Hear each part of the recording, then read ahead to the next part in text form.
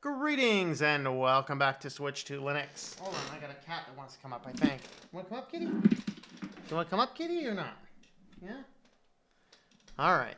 Well, anyway, we'll figure it out. Welcome to the weekly news roundup. It is Friday. It's the end of Friday. Well, unless you're over there across the other side of the world, then it's the beginning of Saturday, you know. Let me fix the mic locations. I think we're good like that. Alright. Well, how is everybody doing today? Let's go ahead and have a look at our comments. Mark is on. Hello, Mr. Mark. Greetings there. In line with you expect from Spotify. Of course. Gene, how's it going there? Do you use Spotify? Might change the way I look at them. You know. Hey, you. Get you, buddy. All right. Kitty's coming up for a little bit. All right, Ken sometimes uses it, never a big fan. Ricky, greetings there, Mr. Ricky. Hello, DJ. How's it going there? In the picture is reading too. Might be in his lap. How do you switch to Linux as somebody who's not computer savvy? I have a whole playlist on switching to Linux.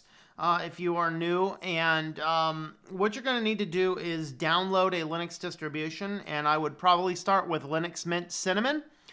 And when you have that set up, then what you're going to want to do is there's a few different applications that will allow you to write a USB drive, or write a .iso image to a USB drive. You can put that on a USB drive, make sure it is USB 3.0 or higher, and then you can boot your system off of that. You, on a modern computer, will usually need to disable Secure Boot and change your BIOS settings so that you can go in and boot off of that USB drive. I cover all of those steps in that playlist, so have a look at the playlists on my channel. You'll find the Getting Started with Linux playlist. That's one you want to look through. Let's see. Benjamin Eldridge, greetings to you. Bruce Scott, hello. Kenny Woodron, greetings to you. Now, Tinfoil Hat Time. Tinfoil Hat Time is going to make a resurgence soon. I will actually be looking for anybody that wants to put together some notes and references and resources for me. I have a couple volunteers already. And we are going to bring back Tinfoil Hat Time in a way you haven't seen Tinfoil Hat Time before. It's been on the planning mode. That also, though, means that I'm going to do a few less videos a week. I'm going to cut the video schedule back a little bit, mostly to make room for the video schedule for the new channel that's getting launched on publishing and writing as well. So there's some changes coming along, and as soon as I'm ready for those actual changes, we will do all the announcements and stuff. Well, though we're doing channel announcements, there will not be a live stream tomorrow. We will probably just release the business section of the news tomorrow. We will do a live stream on Sunday at some point. I do not have a time for that yet. So sometime Sunday, probably Sunday afternoon or so, we are going to do a live stream on Sunday this week. We are not going to do a privacy series video. And we will not be having a live stream tomorrow, just to keep up to date, and I'll throw those on the YouTube channel tonight as well.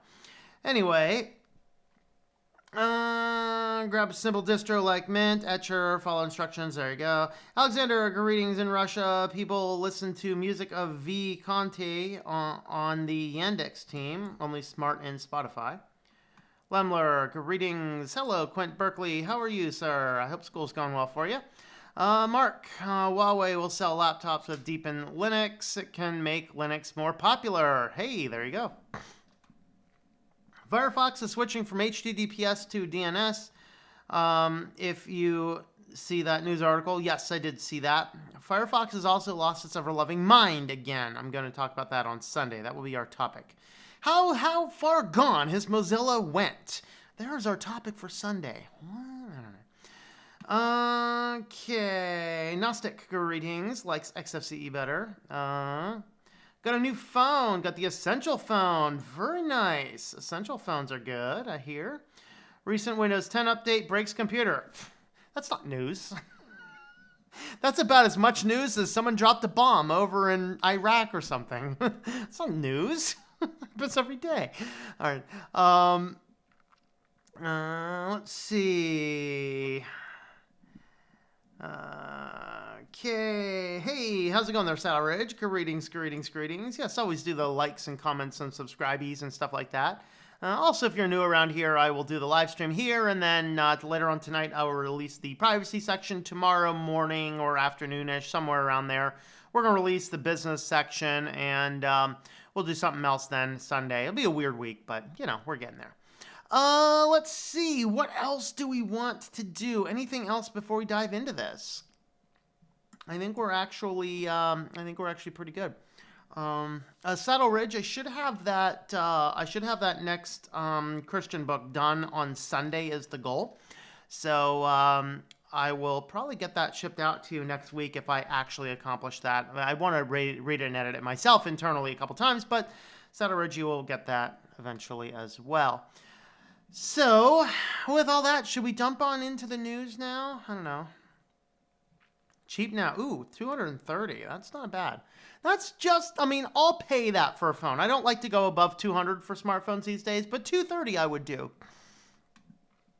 All right, let me grab a little bit of tea. I might need to set a cat down. I don't know. Are you going to be good, Kitty, or am I going to have to put you down? I guess Kitty will be good. We are going with mango peach tea today. So, if you're curious, mango peach. Sounds good. All right, let's go ahead and get started. And who am I running? I'm running NordVPN. All right, there's Nord. Nord has a new price structure. That's exciting. And where's my privacy section? There you are. All right.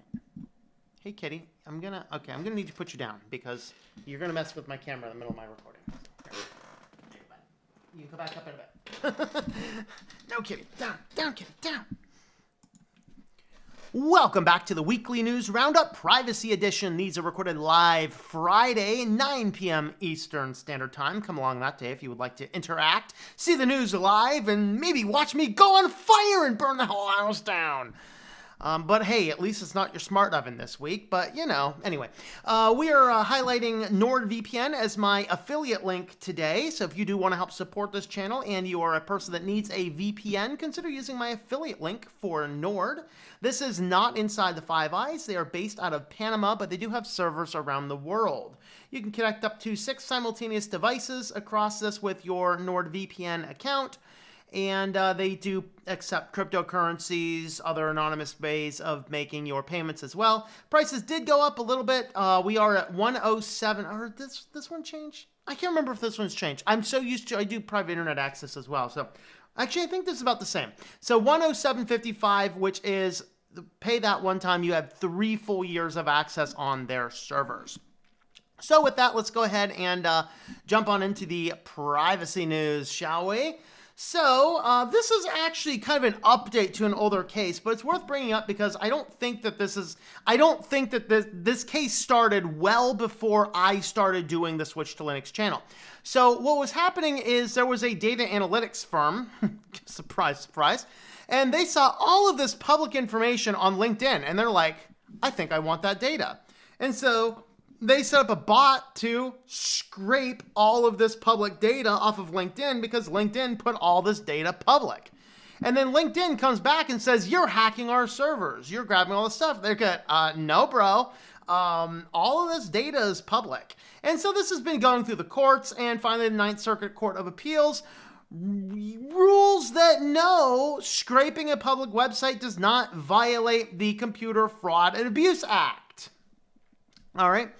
And the reality is it shouldn't, because you're not hacking anything. You're not engaging in fraud. You're just basically, you could accomplish the same thing by hiring some firm out of China, pay them a few pennies a day to scrape through the data manually with people.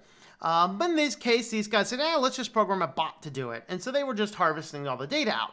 The reason this is in our privacy news is because the point is that these social media companies put all of our data up on the internet, and it is publicly available, and that means it's going to be archived. If scraping a public website is a violation of this law, then Internet Archive should just shut down. But Internet Archive should not just shut down, all right? So this is what was going on. The Ninth Circuit Court of Appeals finally rules that, no, this is not breaking the rules as long as everything there is available to the public without a login. Now, I think some of the LinkedIn stuff is now going for the logins, so I don't know if they were more protected or not. I actually wanted to create a LinkedIn page for my new publishing company, but all of the hoops that it's like playing like either a multi-level marketing game or playing some stupid Farmville-like thing to create something on LinkedIn. Literally, I'm like, okay, I have a registered LLC. Okay, a registered corporation in the United States of America. I wanted to go on and create a business page for my registered LLC. What do you have to do to get a registered LLC, or excuse me, what do you have to do to get a LinkedIn page? You have to create a LinkedIn account, a personal LinkedIn account, and then you have to get enough social credit points where you're getting on and you're making all of these connections to all these people and to all of the world, and they're just wanting you to play their little social media game. I'm looking at this going, this is a bunch of nonsense, okay? I'm not wasting my time getting in and connecting all of this stuff in my personal life to get a business page for LinkedIn. So I guess I won't have a business page for LinkedIn. Go figure, that's exactly what they like to do. But anyway, moving on. Private Instagram posts aren't exactly private. So you guys know that with any web browser, you can push this kind of F12 key here and view anything on the page. Like, you know, here's this guy's picture. I can click right here, and here's actually where the picture is. I can copy the link URL. I can grab all this other stuff. And basically, I can find everything. You can just get to that on pretty much any modern web browser by pushing the F12 key. Well, it turns out that if you have a private Instagram post that in theory only private people can see who are privately in the group, I think that's the way it works. I don't know. I don't touch Instagram. I'm ignorant about this stuff, and I'm happy about my ignorance. But if you just simply go in there and push your F12 key, embedded in all of the information inside of these Instagram posts is actually a public site key. And if you just go on and grab that public site key and just pass that to people, it's just like a basic Google Docs account where it's set up to access it just with the link. So all of these private Instagram pages that nobody's supposed to see without a special invite to your account are completely open to the public. It's the same exact way that all these S3 buckets, or should we say S3 colanders, keep leaking out massive swaths of data constantly. Same principle, you just need to boot up your little F12 key inspector, find the little element that you want on the page, embedded in that is going to be your link there, and you're all set to go. You can grab somebody's private link and then get on there and, you know, set up a bot, find all these things, scrape them, and make a full list of all of the private Instagram pages and the direct links to access them. So think about that if you're trying to, you know, keep some photos to yourself. All right. In some fun googly news, it's Alphabet, not Google, but you say Alphabet, like Alphabet, what do you mean, A, B, C, D, E, F, G? I mean, what are you talking about? Alphabet soup? You know, all this. No. Alphabet's the company that owns Google. So Alphabet has been working with the same thing that they have with Google Maps, where they can basically track who's where on the roads. This is what allows Google Maps to show you in real time if there's a traffic jam somewhere, suggest alternate routes, keep everything balanced. So this is a collection, sidewalk map collection, basically the same principle, only it uses the GPS of pedestrian data or biker data rather than just on Google Maps. Now, for some reason, now this is one of these things used for smart cities and city planners to plan out the better means in the plans to work through everything, right? And with this, some people are getting up in arms about this, but they're not getting up in arms about Google. Like, they can track everywhere you're going. Guys, they can do the same with Google Maps. Turn it off. Turn it off. Turn it all off. Don't use either one of them. It's like, I need my GPS to get from point A to point B. A, learn to read a map. B, learn where you are. C, get a car GPS. They don't track your data quite as thoroughly as Google does. And D, if you actually leave a cellular area, it continues to work. Just an FYI. Get a car GPS, people. It's way better than relying on Google and giving Google all of this data. But anyway, Sidewalk Lab has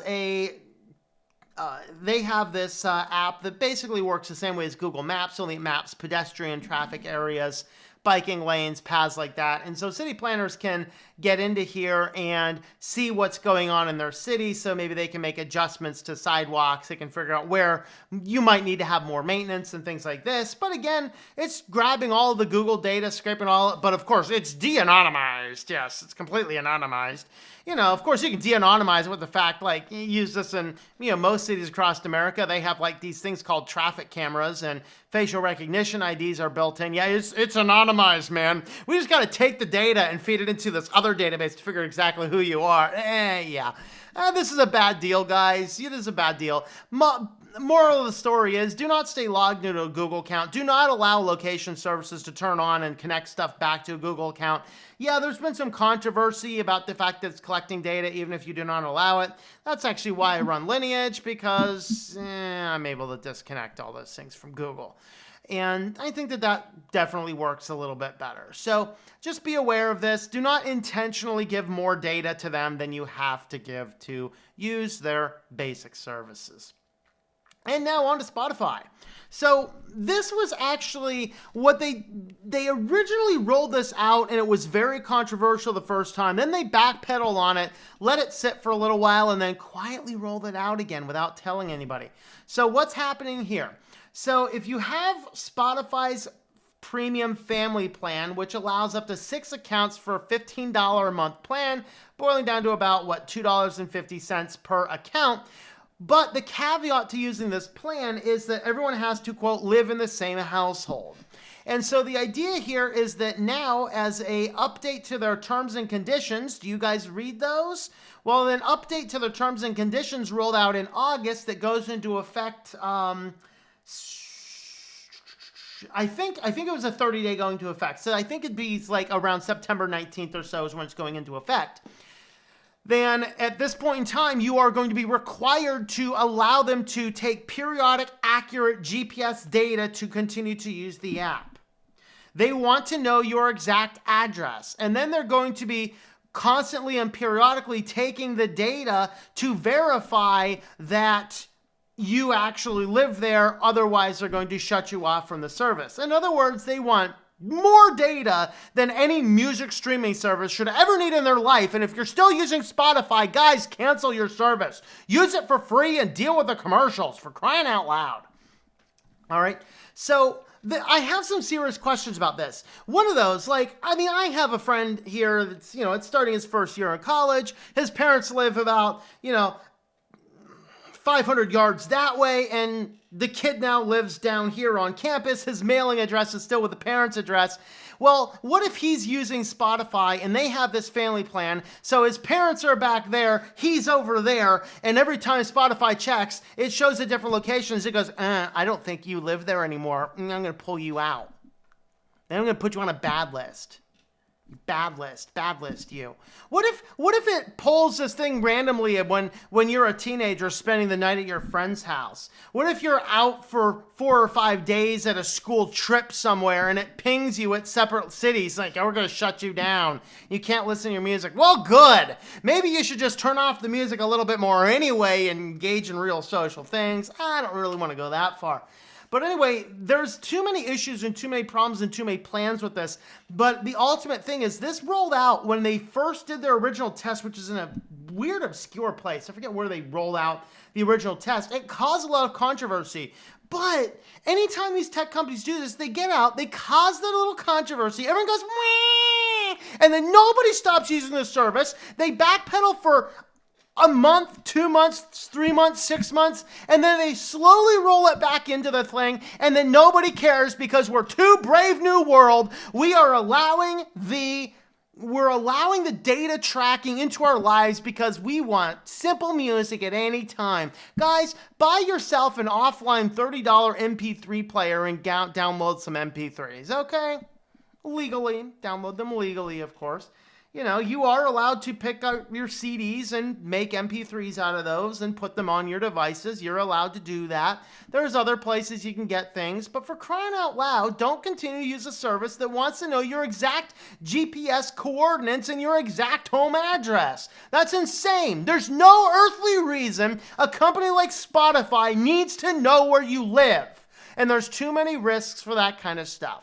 So let me know your thoughts. Are you addicted to Brave New World and buying yourself right on into giving up all their privacy for your little funniness?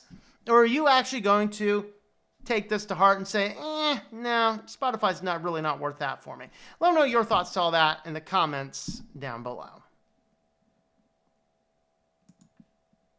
All right, let's see. Section 1. Done. All right. Okay. Firefox can't be trusted. Their cheese has slipped off their cracker. Yes, they have. Okay. I'll let you know when I send it, Saddle Ridge. I've not sent it yet. I need to finish the last chapter and revise a few things so far, and then read it one more time, and then I'll send it out to you. Greetings, Kentucky. How are you doing? Idiot Neon, macOS dual boot. Nice. Can't put links here. Uh-oh. Broken Windows updates as usual. Yeah. Please put your cat outside when you burn the house down. I'll think about it. Right, Kitty? Yeah? All right. Heard about Spotify need to track your location for family plans. Yep. Deezer more private than Spotify. I have no idea. I have never heard of Deezer. Cryptocurrency Bitcoin is not anonymous. No, I believe they do take Monero, though. Barely used. They're cheaper if you get one a bit more used. All right. That's still a good price, though. Hello, Anarita. Greetings to you. Hello, Jeff M. from I'm guessing New Zealand. Hello there. Spotify is stalking you really... Everything is either spying, tracking, or stealing. Yeah, that's right. Okay. Waiting for playlist of songs I listened to for 2019. Hello, Start the Rebellion. Greetings to you. Leviticus, how's it going there? Love your laws. Anybody see my private info? We'll find two things. He poor, he ugly.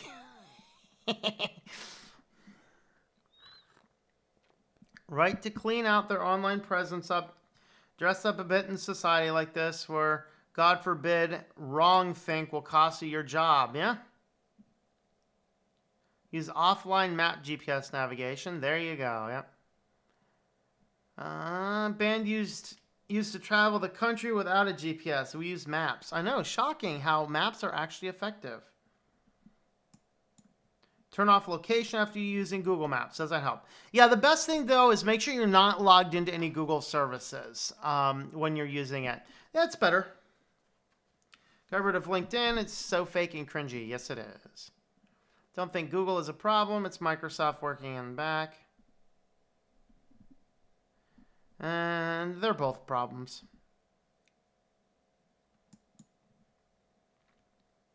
Car GPS and it's offline. No internet needed. Just when updating the maps. But other than that, no internet needed. Yep. I suppose it might send back data when I go back online. It could. Use free Spotify account. This will not affect me. Plus, I only Spotify discover new artists. Okay. Enter via VPN. Will there be tracking? If you enter Spotify, the VPN, they're using precise GPS locations from your phone. So presumably you have to have location. Like, what happens if you have location services turned off? Is it not going to allow you to run? Like, I know this was kind of funny. I had a video about this back when I had a Samsung Galaxy. I think I had was it an S3 or an S5? I forget. I think I had an S5. And this was right back when Android's like, we're putting better permissions in. But like every single app, if you didn't turn on every single permission, the app would simply not work. Like, this is a farce. A giant farce. Host file script that blocks Spotify ads. Yeah, they were, though. Spotify, though, if you were doing anything to block their ads, they could ban you. It's kind of funny.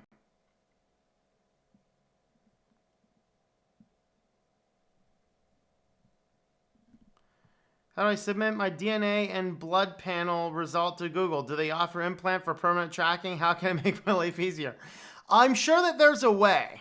MP3 still exists, yes.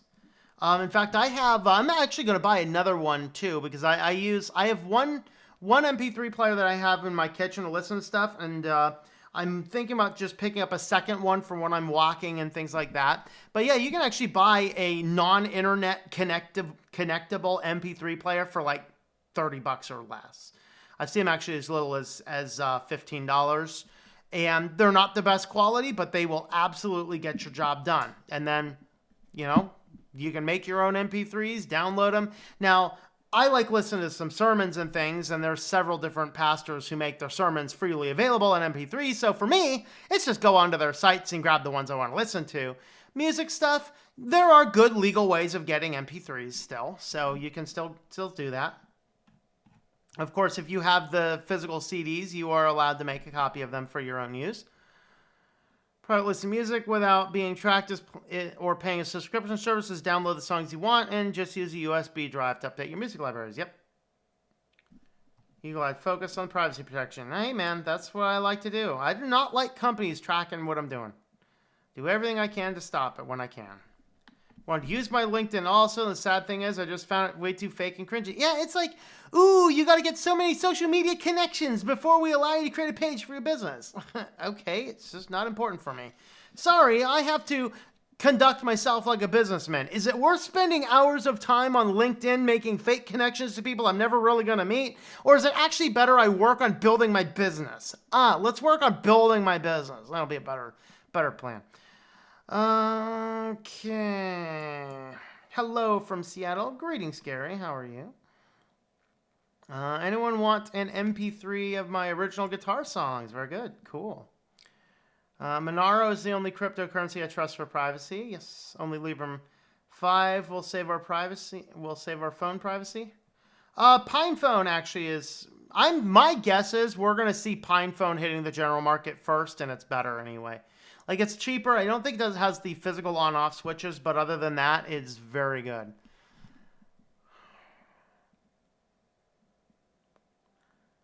Spotify mostly. Listen to iHeartRadio. Not logged in. SiriusXM. Use Google for as little as possible.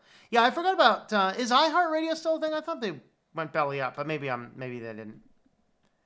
Heard of TechRight's website? No, I've not.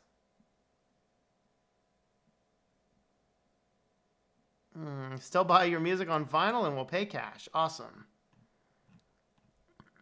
I didn't see you jump in here, GNU Ninja. Oh, wait. All right. Earbuds keep telling me low battery. I have to hop off for a little while. All right. It's a way to freely and privately listen to music is using a radio. There you go. Yep. 2 SanDisk MP3 players. Rock the battery. Lasts for a month. Yeah. My SanDisk one is charging right now. It's the first time I charge it in a month, and I actually literally use it every day. Think you are treated differently when paying for services like Google One? Probably. That's my guess. Every smartphone is an MP3 player. I still prefer non-connectable ones. Best way to know what's around you when traveling is buy a trucker's exit guide from your local truck stop. And yes, I've been all over the country with GPS as a trucker. Without GPS as a trucker, yep. Biden thinks everyone is still playing records and 8-tracks. Oh, that's just his dementia kicking in.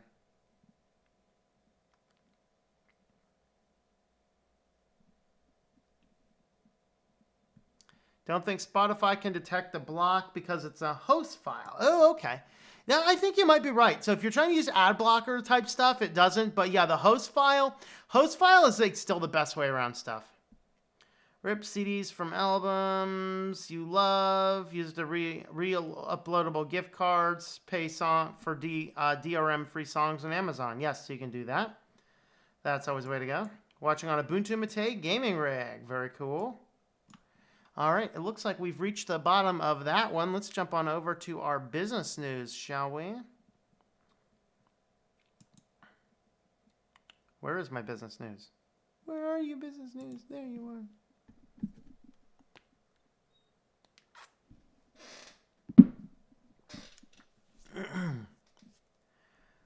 All right. Keeping the credit union. I put my LLC checking accounts through a credit union. Absolutely best deal in town, I think. Rather use Lineage than pure Linux phone because of the Android ecosystem. That's a good, valid argument. Like, I don't have any qualms with using Lineage. It's like, I don't... The thing about Lineage is it absolutely works, you know? And if I want Google services, I can turn it on. I'm not sure why I'd want to, but anyway. Well, let's go ahead and get started on business, shall we?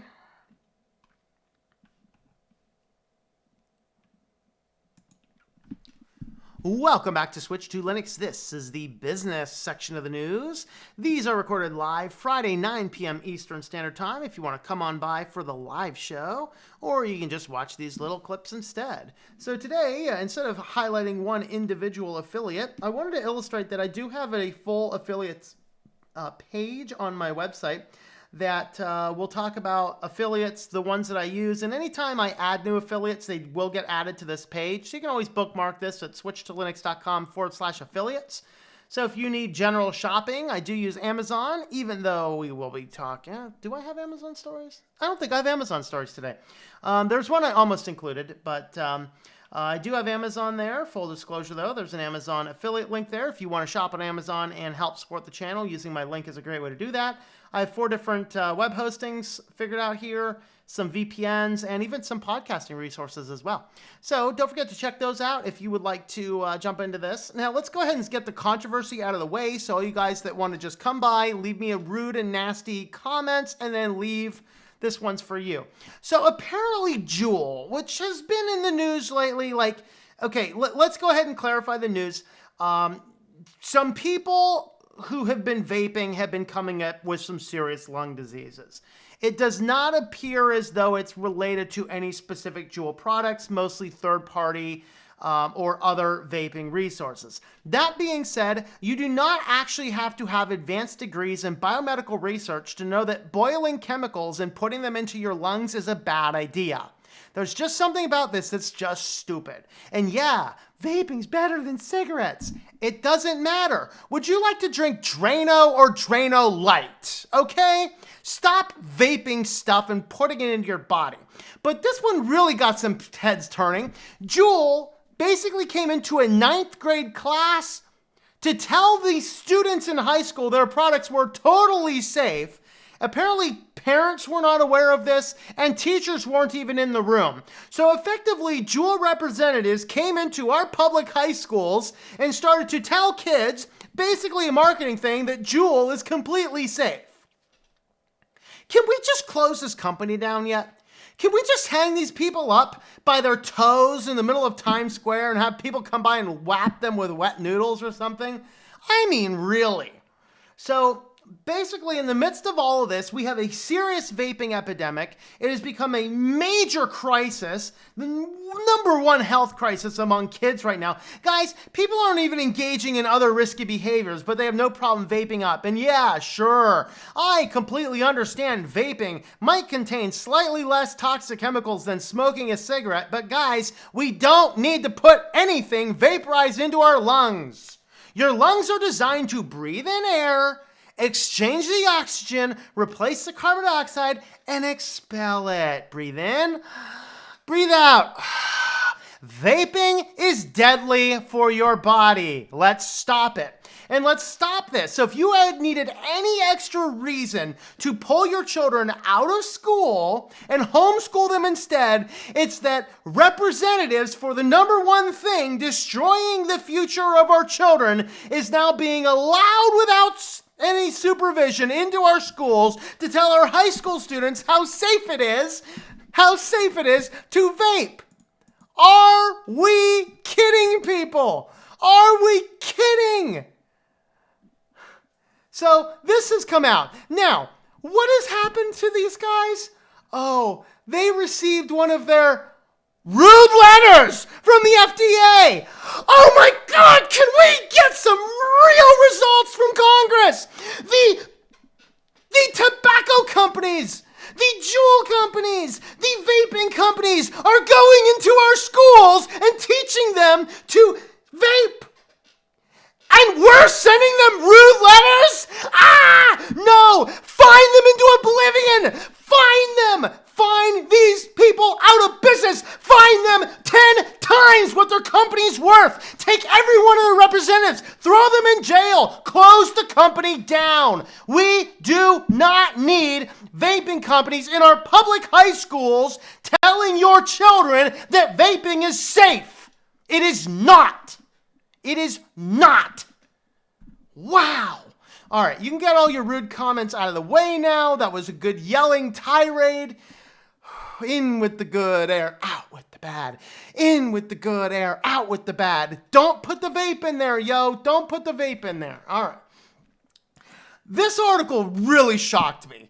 Apple and Foxconn broke China labor laws to build the latest iPhones. The thing that shocked me, China actually has labor laws?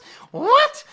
I wonder if this threw Apple off surprise. What do you mean there's labor laws in China? We got to pull out of China. There's labor laws. We don't know there's labor laws. Well, apparently there are labor laws in China, and it was interesting because what it boils down to, I'm in private mode. I'm not in private mode. What it boils down to here is that we can't read the article. That's a sham.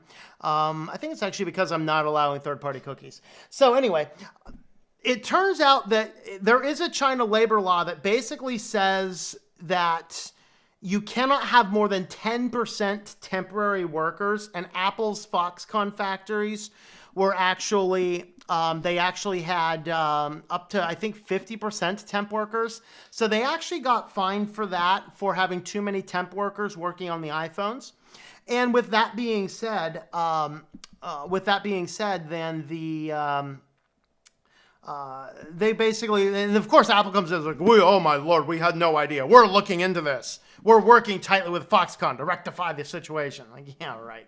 Yeah, right, Apple.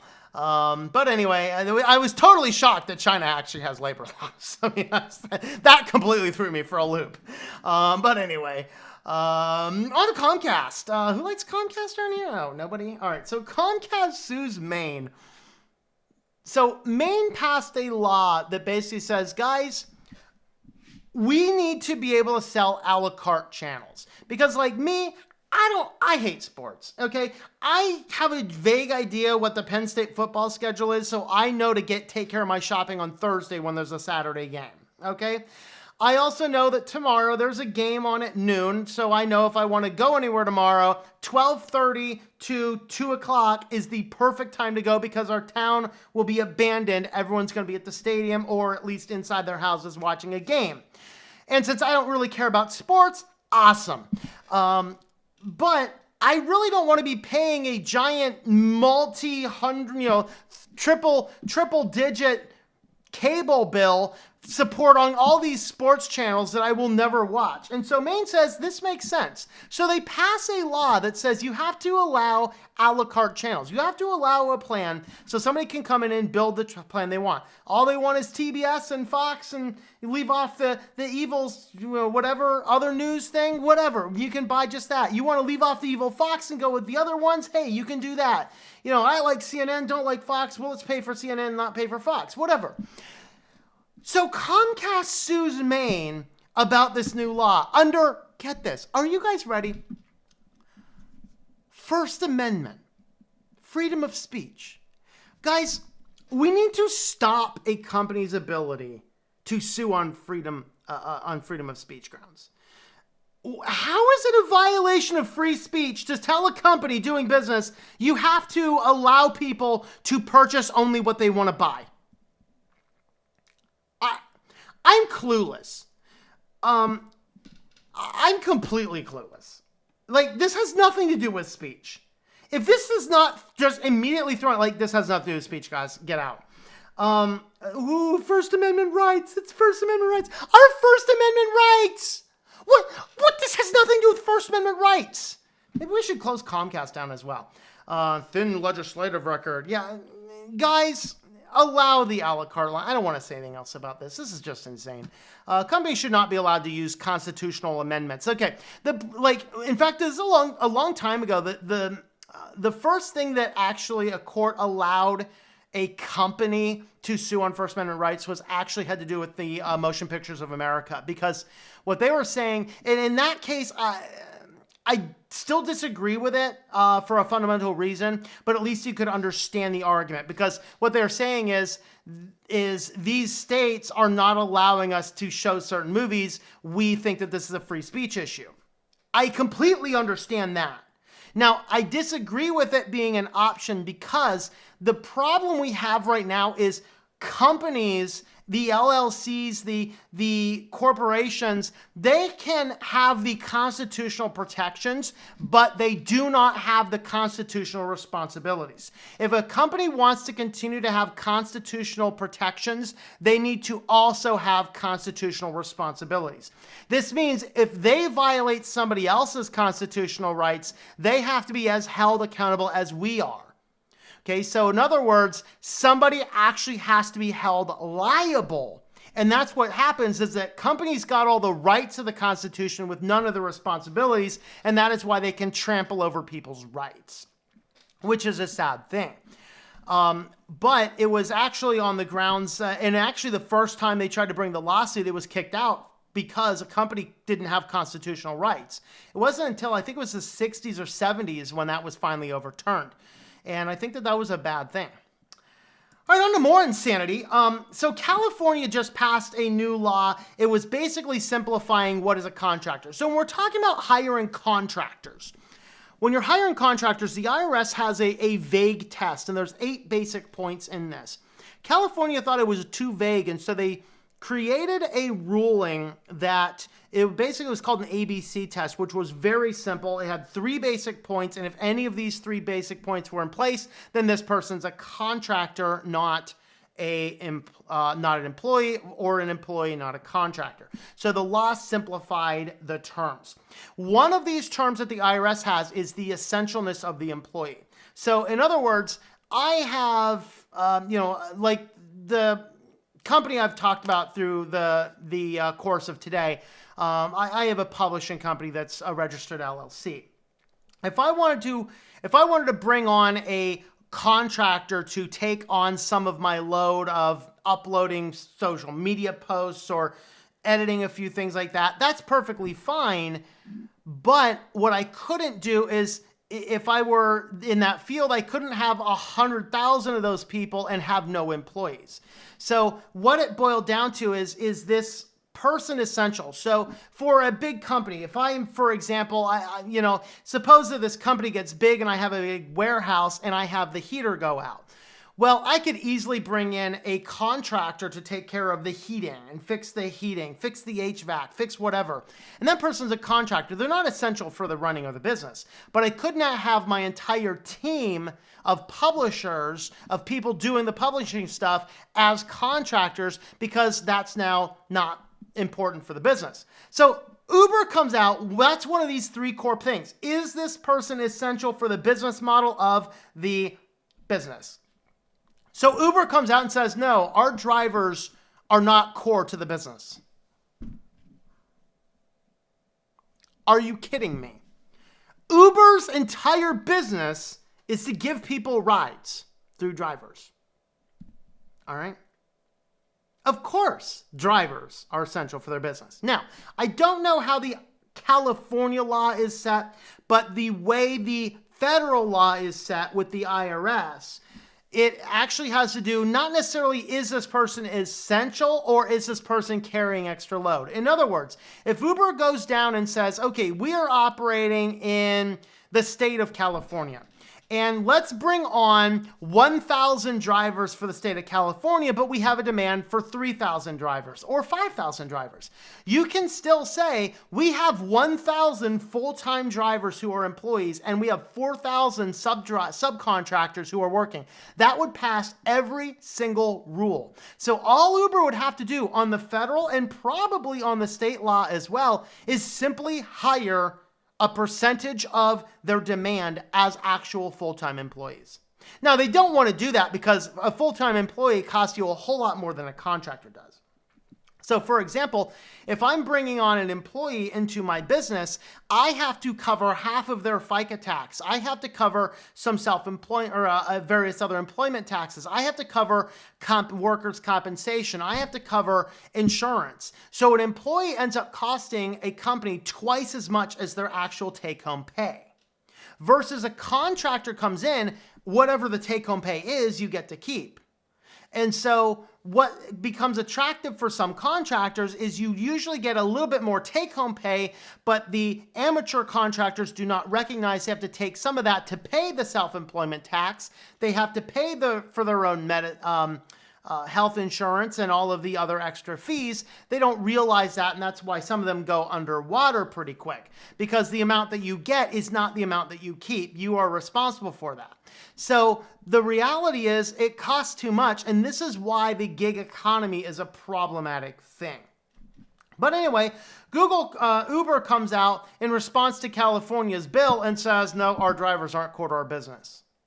Yes, they are, Uber. You're going to lose that lawsuit. But anyway, that's, oh my Lord. This is insane. So Uber's still lost its ever-loving mind. I don't know. What do you guys think? On to Chromebooks. Some Chromebooks will self-destruct. Oh, Lordy. Guys, a Chromebook is the most useless thing in the world. Here's why. When you get a Chromebook, sure, it might work well out of the box, but a Chromebook is planned with planned obsolescence, which should never happen. There is no earthly reason why a Chromebook should ever stop running. It is a customized Gentoo build. It is a rolling Linux distribution. It will never be out of date. But what happens is Google programs into a Chromebook a lifespan, and I think they upped it to maybe 6.5 years. So when you bring home a Chromebook and turn it on, 6.5 years, it simply stops. Now, it'll stop getting updates, and then the various services will stop working. Is the hardware dead? No. They're simply killing it in their software. It is planned obsolescence. It will start telling you 6 months in advance, hey, it's time to go buy another Chromebook. This is why you don't buy a Chromebook. Okay? No, a Chromebook is not Linux. A Chromebook is Chrome OS. It is a customized Linux. It is no more Linux than an Android is Linux. All right? Sure, you might be able to run a few Linux applications on them these days, but still, it is not a system you have control of on your computer.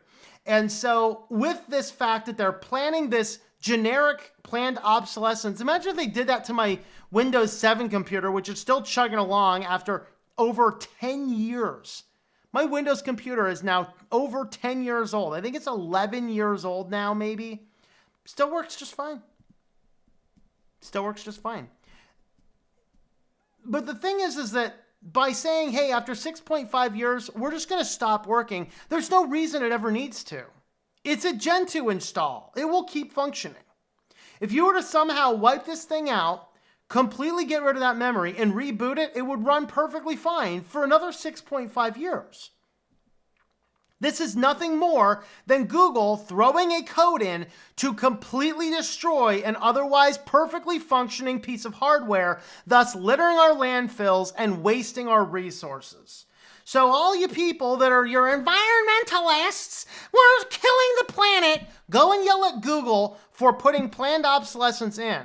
Which, by the way, though, if you do have a Chromebook past its lifespan, you can actually open it up. There is a pin in it, one particular screw in it, that if you take that screw out, you can wipe the crappy Chrome OS and put a real Linux distribution on it. Just an FYI. Most Chromebooks, I'm not sure about all of them. But yes, now, why are we talking about this? Well, because Chromebooks actually had a little oopsie bug this last week. Anybody using Canary or development builds of Chrome OS had a little bug in there, and the bug came in and self-destructed the Chromebook. Time for you to buy a new Chromebook. Whoops. I hope they rectified the situation, but yeah, that's a nice little shock. Hey, your Chromebook was no longer function after a couple of months, man. Go buy a new one. But I just bought it. Don't care. Way to go, Google. Way to go. So, you know, there's your Chromebooks. Let me know what you guys think in the comments down below. Alrighty, we got one article on Sillyville. You guys got to stick around for the Sillyville article, but let's see. Alright, let's see. Cat Gamer, greetings, but he'll be right back. Alright. Okay, if you want a good host file block, yeah, my host file block is good. Yeah, block the ladies off the father's computer, that's right. It's actually one of the reasons I built that thing. COD charge. Okay. It's a deal breaker for you? Oh, sorry, man. Hey, you can go through and clean it out if you want. Mother was happy about it. She even did the happy dance when my father was mad. Hello, Marina. How's it going there? Ben, hello there. CC, greetings. Slap him with wet noodles. Mom bakes him and shake my head at her. Please don't tell Toss about the self-destroying Chromebook. He'll be heartbroken. That's all right. All right, 9th grade. What the? Yep, 15 years old. Criminal. Yeah. Yeah. It's illegal. It is illegal to sell to that audience. But the representatives for the company can go in and tell you how safe it is.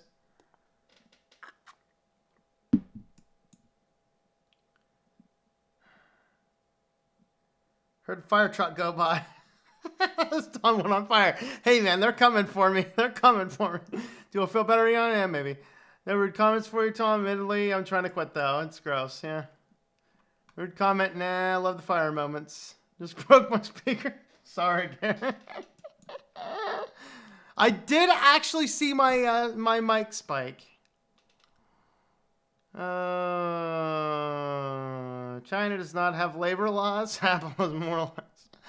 Hello, finally ordered Switch to Linux shirt. Awesome, very cool. Yes, you can go head on over to shop.switchedtolinux.com if you'd like to pick up some merch. I'm thinking about putting a few more up there soon.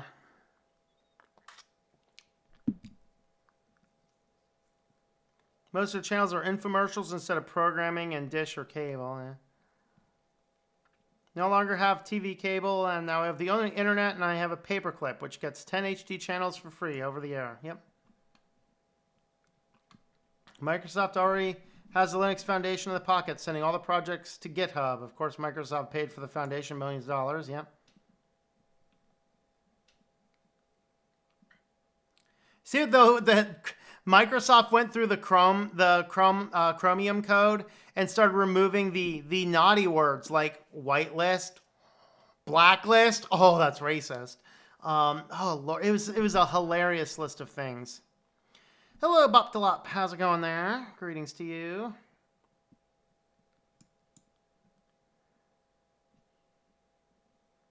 Friend used Uber. Uber charged him double and didn't even give him a receipt. Wow.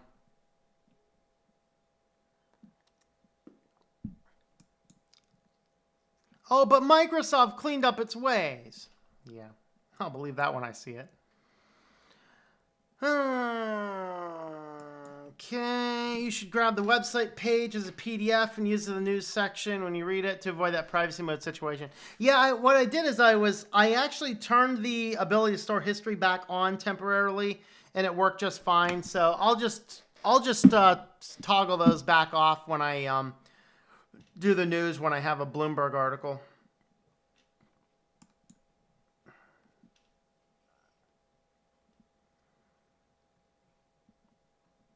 Okay. Started planned obsolescence with the Nexus 8 tablets. Buy a cheap laptop, install Linux LTS. Yeah.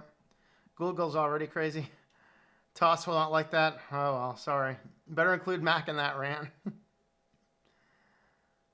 Stallman is not too happy about the way his visit to Microsoft may have been misinterpreted. The attacks on copyleft GPL are meanwhile intensifying. You well, aside from being on fire a while ago, you know. From Philip Morris website. Philip Morris International designing a smoke-free future. Yeah, smoke-free future. Vape isn't smoke, you know. Tom, call the cats. Got one. Got a cat. Hello, Alexander. Okay. Took wife and sons to the mall this evening. Everyone is either zombied on screens or extremely rude. What's happening to society? Yeah, pretty much. Selfishness. There you go. That's probably about it. All right. We got one more article. Are we ready to take a trip to Sillyville, guys? All right. Are we ready to take a trip to Sillyville? You guys ready for this nonsense? Hey, I better stop recording. Look at that. All right. Now, who's ever snapped a photo on your phone and said, man, I really need to print a picture of that photo? Polaroid has you covered. Polaroid Originals will launch a photo printer that takes a photo of a photo on your phone. This is about as much nonsense as the AT&T article from last week. Why am I on that feed? I should be in Sillyville, not Evil Tech. There we are. Evil Tech. There we are. Print a picture of a picture. There we are. I'm not sure why I jumped over to Evil Tech, but so I don't know. So what you do, you take your phone and I guess you put the phone on top of this guy up here and it takes a photo of the photo on your phone.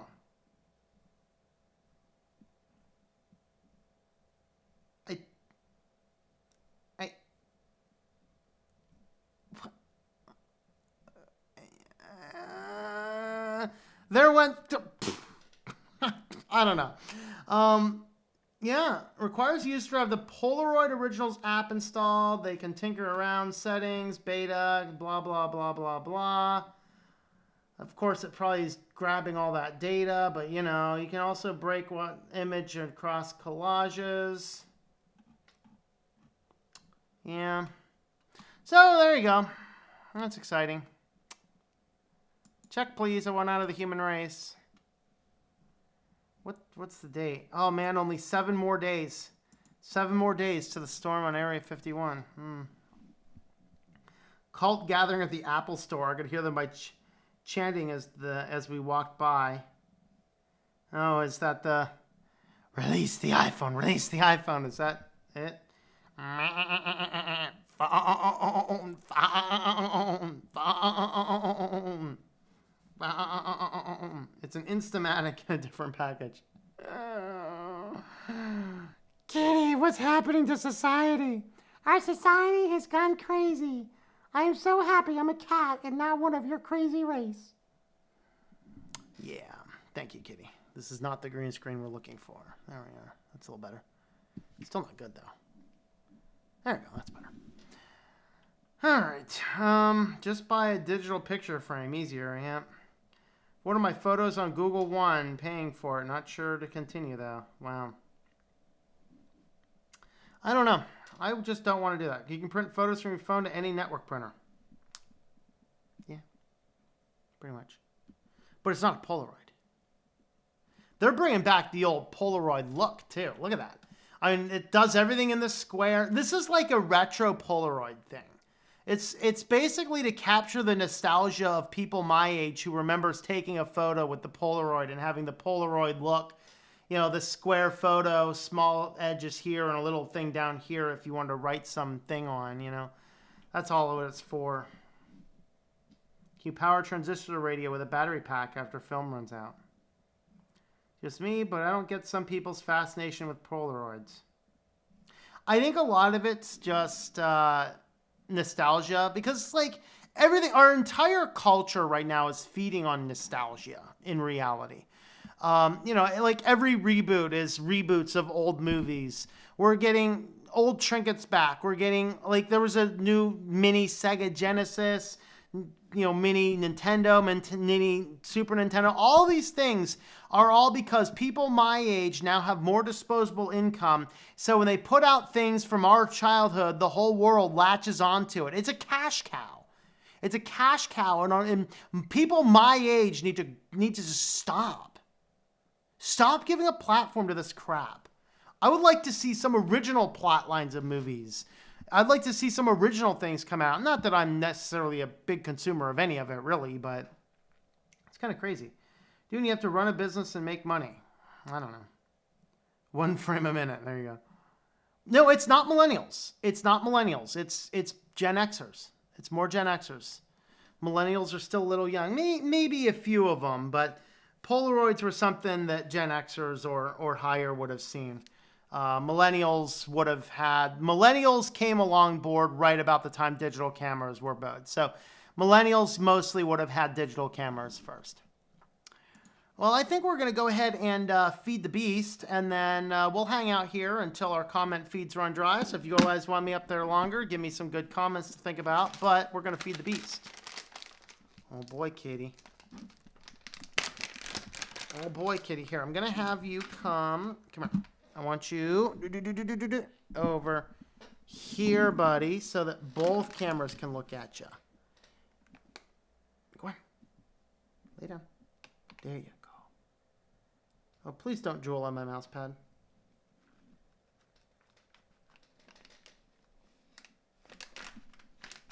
Oh.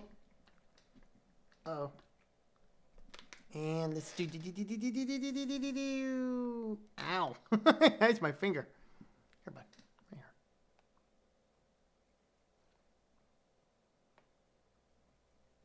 here. Yep, their finger looking good.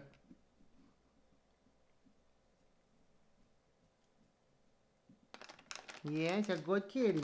It's a good. It's a good. That's it. Hey, you got your 3. You're all good. You got your 3. You don't have any more than 3. You only get 3 kitty treats. You know that. 3 is your magic number. There you go. Lay down here. There you go, bud. There you are. Gosh. All right. Bring back mini skirts. Ooh. And the hit the kill switch on the inner loggy. What? I'll be learning how to telnet to BBS. There you go. Exactly. Cash cow, just like movies. It's either a reboot or a pre-sequel. That's why I no longer watch movies. That's the movie with the good message, like iRobot. The funny thing is, iRobot,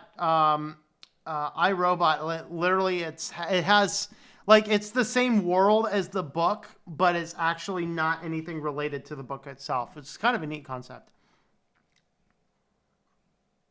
Dial-up BBS. Watched the latest Lion King. Only one child watching in the whole cinema. Yeah. Yeah, Lion King, the original Lion King came out. Oh, man.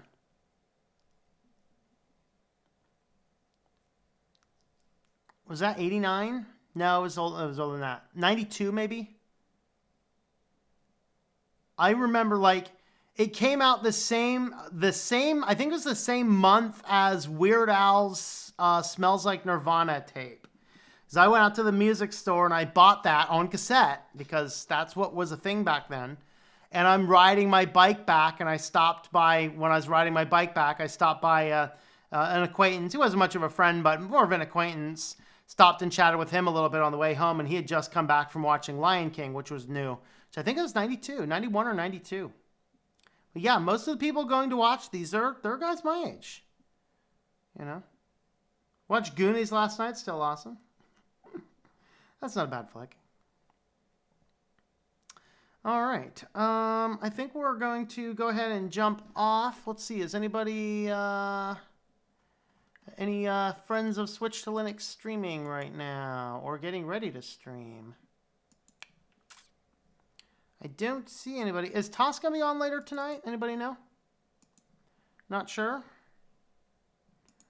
Not quite sure. All right. Well, we're going to go ahead and wrap up for the night. So thanks for hanging out, everybody.